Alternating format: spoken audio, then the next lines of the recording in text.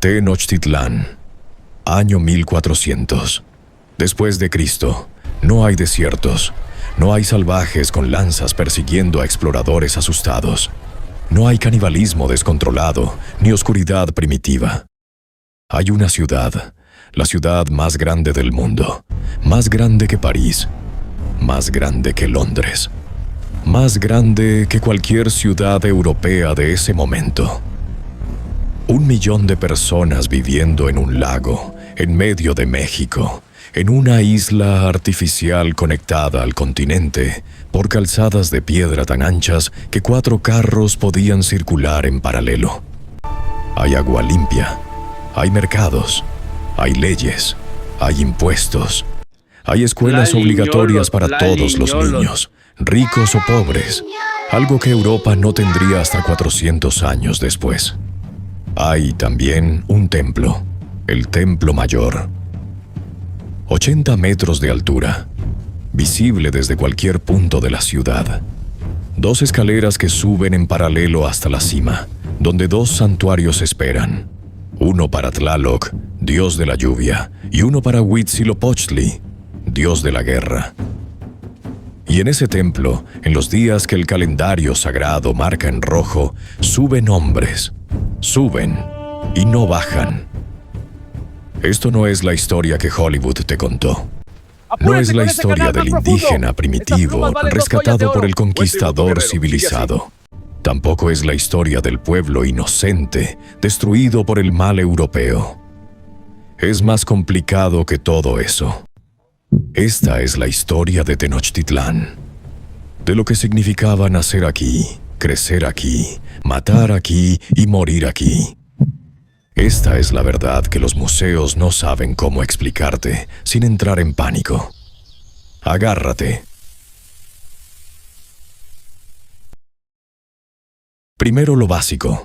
Tu cuerpo en 1400 en Tenochtitlán. Estás más sano que cualquier europeo de tu tiempo. Eso no es opinión. Eso es arqueología. Los análisis de esqueletos mexicas del período muestran huesos más densos, dientes más completos y menos marcas de desnutrición que los esqueletos europeos contemporáneos. No porque los aztecas fueran genéticamente superiores, sino porque comían mejor. Eso lo veremos después. Tu cuerpo. Estatura promedio para un hombre adulto, entre 1,60 m y 1,70 m. Delgado. Musculoso por trabajo físico constante desde los 8 años.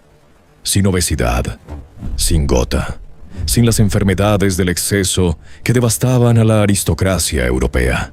Sin embargo, hay algo que te falta que los europeos sí tienen, y que va a ser determinante cuando lleguen 90 años después. Inmunidad. El continente americano no tiene las enfermedades que vienen del ganado doméstico. En Europa, miles de años de convivencia con cerdos, vacas y ovejas en espacios cerrados produjeron la viruela, el sarampión, la gripe. El cuerpo europeo aprendió a sobrevivir a esas enfermedades. El cuerpo azteca nunca las vio, pero en 1400 eso todavía no importa. Los europeos están a 90 años de distancia. Son el problema de tus bisnietos. Ahora mismo, tu problema tiene nombre: la Xochillaoyotl, la Guerra Florida. Para entender Tenochtitlán en 1400, necesitas entender una cosa que parece absurda la primera vez que la escuchas y que tiene perfecto sentido la segunda. El sistema azteca necesitaba prisioneros vivos, no muertos, vivos. Matar a tu enemigo en la batalla era deshonroso. Capturarlo era gloria. ¿Por qué? Porque los dioses no quieren cadáveres. Los dioses quieren sangre de sacrificio. Y un guerrero capturado vivo, llevado a Tenochtitlán, sacrificado en el Templo Mayor, alimenta al sol. Mantiene el mundo girando. Sin sacrificios, el sol se apaga. El maíz no crece. Los niños mueren. Eso es lo que te enseñaron desde que tenías 5 años. Y ahora viene la parte que los libros de historia no saben cómo contarte. Esto lo diseñó un hombre. Un solo hombre. Tlacaelel, consejero supremo del Imperio Mexica durante casi 80 años. El hombre que reformuló la religión azteca, reescribió la historia oficial y construyó el sistema ideológico que convirtió la guerra en sagrada y el sacrificio en obligación cósmica. Tlacaelel entendió algo que ningún político europeo de su tiempo entendió. No necesitas obligar a la gente a pelear si les convences de que pelear es lo que sostiene el universo. Y funcionó durante 100 años. La estructura era esta. Los guerreros aztecas tenían rangos marcados por el número de prisioneros capturados. 0 prisioneros. Eres nadie. 1 prisionero. Eres guerrero. 4 prisioneros. Llevas traje de jaguar o de águila, los rangos más altos. Eres intocable en la jerarquía social. Comes en el palacio. Tus hijos tienen futuro. Y aquí está el dilema que ninguna película de Hollywood ha tenido el valor de mostrarte. Si eres un hombre joven en Tenochtitlán, en 1400, el sistema no te pide que seas cruel. Te pide que elijas entre tu familia y tu conciencia. Porque sin prisioneros no hay rango. Sin rango no hay tierra asignada. Sin tierra no hay comida para tus hijos. La guerra no es una opción. Es el salario. Hablemos de comida. Porque aquí Tenochtitlán destruye todos los mitos. El mercado de Tlatelolco tenía entre 50,000 y 60,000 visitantes diarios. Los cronistas españoles que lo vieron en 1519 escribieron que era más grande que cualquier mercado de España, que vendía más productos que ningún mercado europeo que hubieran visto jamás. ¿Qué comía la gente común en 1400? Tortillas de maíz nixtamalizado 3 veces al día. El proceso de nixtamalización, cocer el maíz con cal, libera niacina y calcio que el maíz sin procesar no tiene. Los aztecas habían descubierto, sin saberlo, cómo hacer el maíz nutricionalmente completo. Frijoles, chile, calabaza, tomate, aguacate, insectos, chapulines, gusanos de maguey, hormigas chicatanas. No como emergencia, como proteína cotidiana, asequible, rica en aminoácidos. Y cacao, para el guerrero con rango, una ración diaria de cacao. No el chocolate dulce moderno. Cacao puro, amargo, mezclado con agua y especias, con más flavonoides que cualquier alimento europeo del periodo. Los guerreros aztecas tomaban cacao antes de la batalla. Ahora viene el contraste que ningún documental se atreve a poner en palabras. El prisionero azteca destinado al sacrificio, en sus últimos meses de vida, comía tortillas frescas, carne, cacao y frutas. Un prisionero azteca esperando la muerte comía mejor que el campesino europeo promedio en toda su vida. Eso no es provocación. Eso es arqueología nutricional. Detente un momento. Piénsalo. El sistema azteca era brutal. Era sangre. Era muerte. Y al mismo tiempo era, en términos de nutrición básica, uno de los mejores sistemas alimentarios del mundo en 1400. Dos cosas completamente contradictorias. Ambas completamente ciertas. Así es Tenochtitlán. Así es la historia real. Siempre más complicada que la versión simple. Regresemos a ti. Eres un guerrero joven en Tenochtitlán. Tienes 18, 20 años. Has entrenado desde los 15 en el Telpochcali, la escuela de guerreros para jóvenes comunes. No en el Calmecac, la escuela de la élite sacerdotal. En la escuela dura, la escuela de los que llegan al campo de batalla y regresan con honor o no regresan. Te han enseñado a usar la macuahuitl.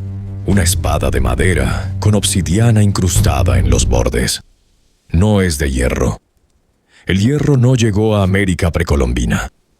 Pero la obsidiana tiene un filo que ninguna espada de acero europeo iguala. Los análisis modernos muestran que el filo de obsidiana es más delgado que un bisturí quirúrgico, más afilado, más frágil, como todo en Tenochtitlán. Ha llegado la fecha. El calendario sagrado marca un día de guerra florida contra Tlaxcala, el estado vecino que no ha podido ser conquistado. No quieren conquistarlo, necesitan que exista. Un enemigo permanente que produzca prisioneros de manera regular. El sistema más cínico de la historia antigua. Un estado vecino, mantenido vivo para funcionar como fuente de sacrificios. Estás en el campo de batalla. El ruido es ensordecedor.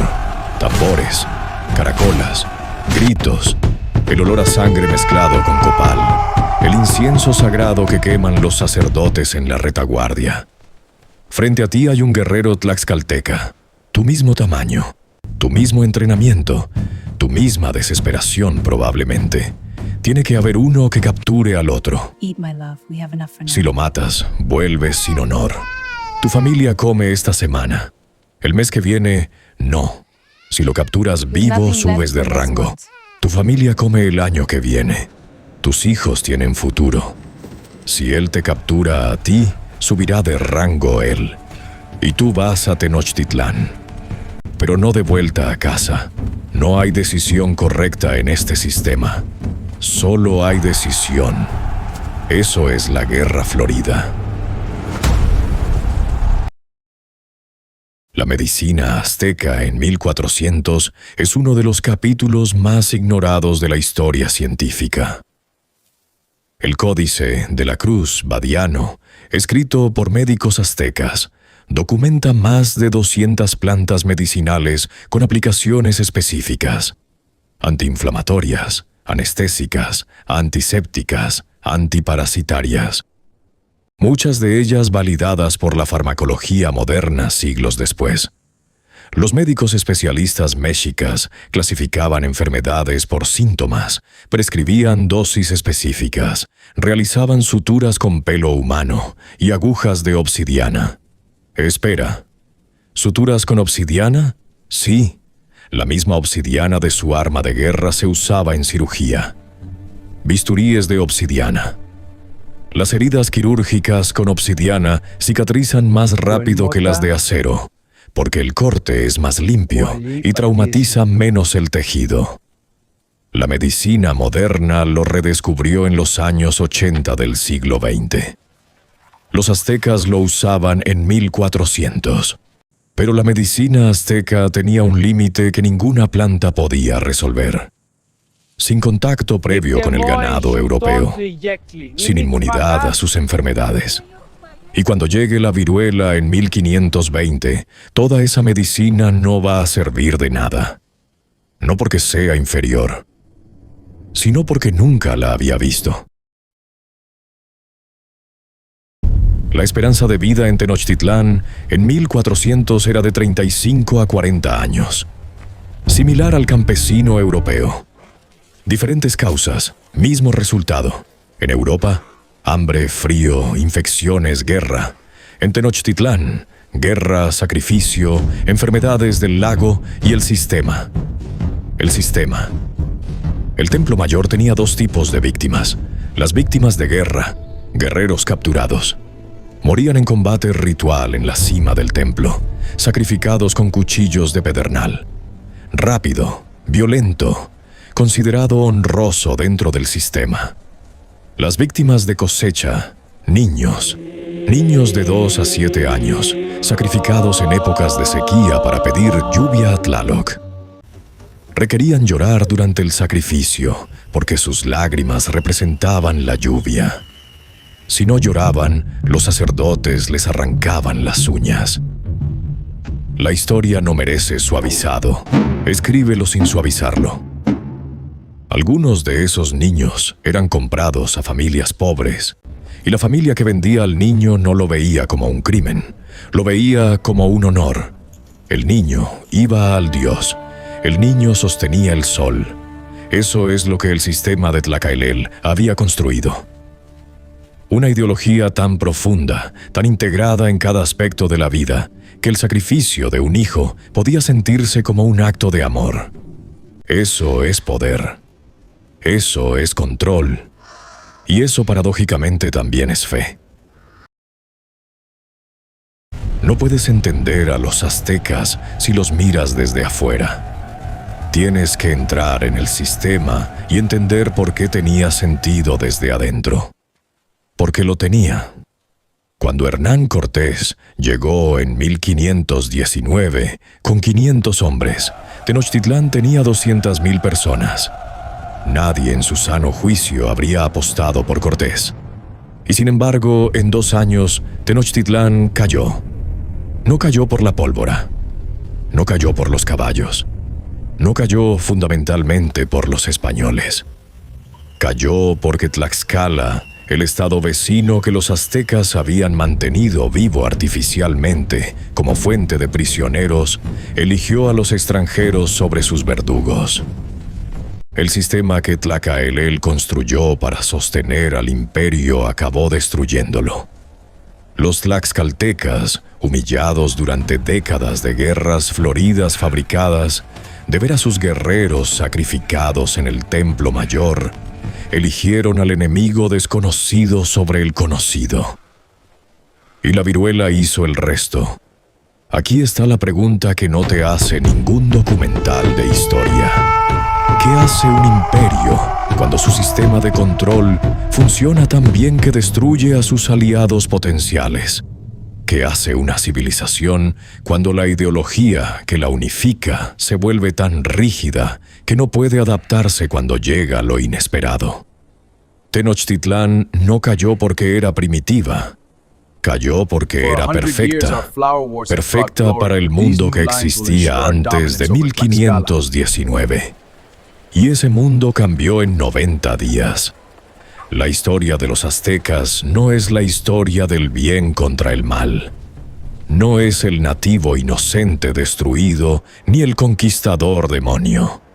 Es la historia de un sistema brillante y brutal que funcionó durante 100 años, que resolvió los problemas de su tiempo con una eficiencia que asombra a los arqueólogos modernos, y que colapsó ante algo que no tenía nombre en ninguno de sus idiomas.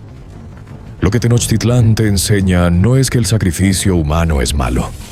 Eso ya lo sabes. Lo que te enseña es esto. Toda civilización, toda, construye sistemas que parecen eternos desde adentro. Y que desde afuera, a 500 años de distancia, parecen inevitablemente frágiles. Incluida la tuya.